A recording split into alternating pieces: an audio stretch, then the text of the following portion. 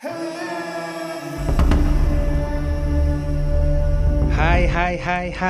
sahabat jari pelawi chess. Saya berikan yang unik kali ini. Bagaimana kita melihat kemarin pada video World Cup 2023 Pragnana ditumbangkan oleh Magnus Carlsen. Kali ini dia comeback teman-teman, pada saat melawan Nazer Evgenii, Grandmaster asal Rusia. Turnamen antar klub dunia baru saja berlangsung 2023. Untuk itu, ambil pelajaran pentingnya. Saya akan membuat analisis sesederhana mungkin agar kalian bisa mendapatkan ilmunya. Baik, Pragnananda memegang bidak hitam dan Nazer Evgenii memegang bidak putih. Selamat menyaksikan.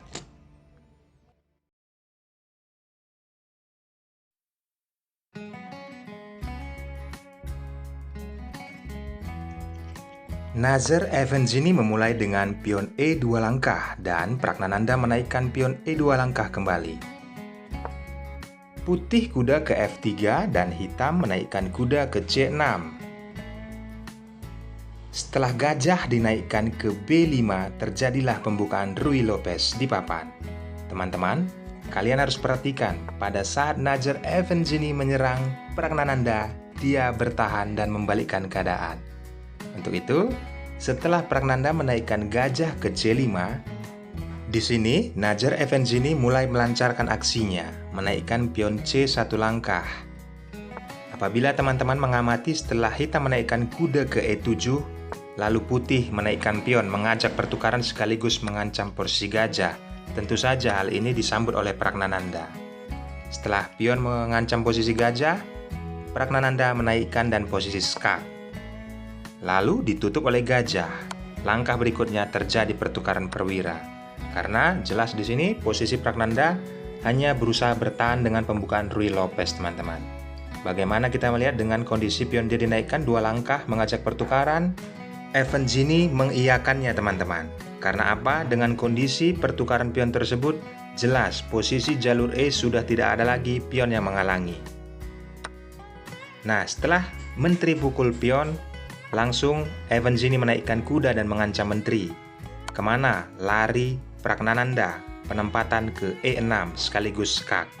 Mudah saja bagi Evgenii. Bila kita mengamati di sini, dia menutupnya dengan menteri, berharap bisa terjadi pertukaran, tetapi Pragnananda menolaknya. Rokade sayap raja dilakukannya. Setelah itu, putih juga melakukan hal yang sama, rokade sayap raja, dan Pragnananda menggeser menteri ke jalur D6. Jelas terlihat agar kuda tidak bisa maju ke D5. Melihat hal itu, Evgenii memindahkan benteng dan melindungi posisi pion yang ada di D4. Next, Pragnananda menaikkan kuda ke B4. Ada ancaman yang sangat atraktif yang dilakukan oleh Pragnananda. Inilah konsep dia, teman-teman. Pada saat dia diserang, dia merubah keadaan itu perlahan, melakukan pertahanan, dan comeback kembali menyerang. Putih kuda ke E5. Jawaban Pragnananda, kuda ke D5. Apabila teman-teman mengamati di sini, setelah menteri bergeser ke F3 yang dilakukan oleh putih, hitam menaikkan pion C1 langkah. Dengan konsep pembukaan Ruy Lopez ini, teman-teman, dengan posisi sekarang ini masih dibilang berimbang, karena kedua pemain masih melakukan serangan yang pasif. Apalagi setelah kita melihat Pragnananda menaikkan pion H1 langkah, dan putih menggeser benteng ke jalur E. Pada saat Pragnananda menaikkan gajah ke E6, sudah mulai ada serangan yang akan dilakukan oleh hitam.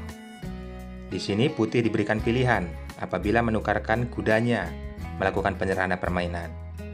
Tapi Evgenii tidak melakukan hal itu. Dia lebih menjalankan langkah untuk manuver ya, kuda ke E4. Sekaligus mengancam menteri, dan tentu saja di sini Pragnananda menurunkan kembali menterinya ke C7, tapi tetap menjaga jalur diagonal hitam untuk mengancam posisi kuda. Setelah putih kuda ke C5, lalu hitam gajah ke C8. Langkah yang dilakukan Pragnananda jelas terlihat posisi bertahan. Putih pion H1 langkah dan hitam pion A1 langkah. Kelihatan permainan dilakukan tempo. Hal itu dilakukan kedua pemain untuk melihat langkah apa ke depannya dan membaca strategi untuk membalasnya. Setelah pion dinaikkan mengancam posisi kuda, putih kuda ke E4 dan hitam melakukan langkah yang lumayan cerdas ya teman-teman. Karena di sini konsep Pragnananda awalnya adalah bertahan, tetapi tiba-tiba dia merubah hal itu, menaikkan gajah dan berupaya untuk mengepin posisi kuda.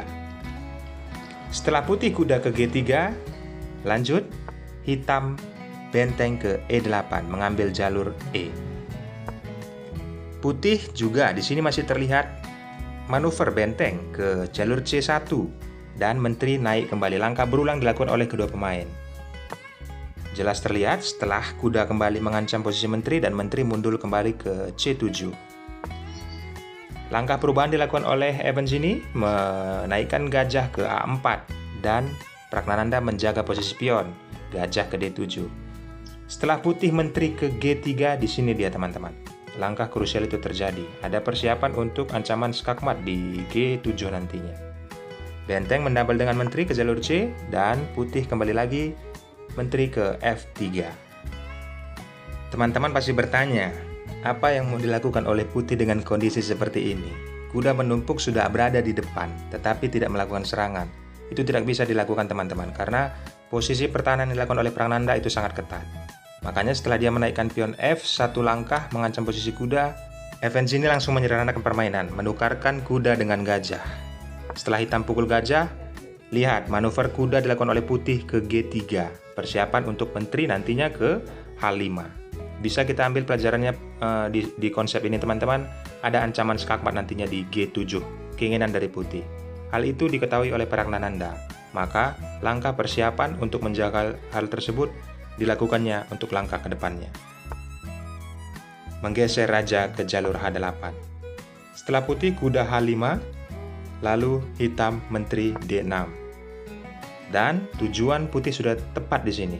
Ada ancaman skakmat di G7. Mudah saja bagi Pragnananda menaikkan pion tersebut dan mengancam posisi kuda.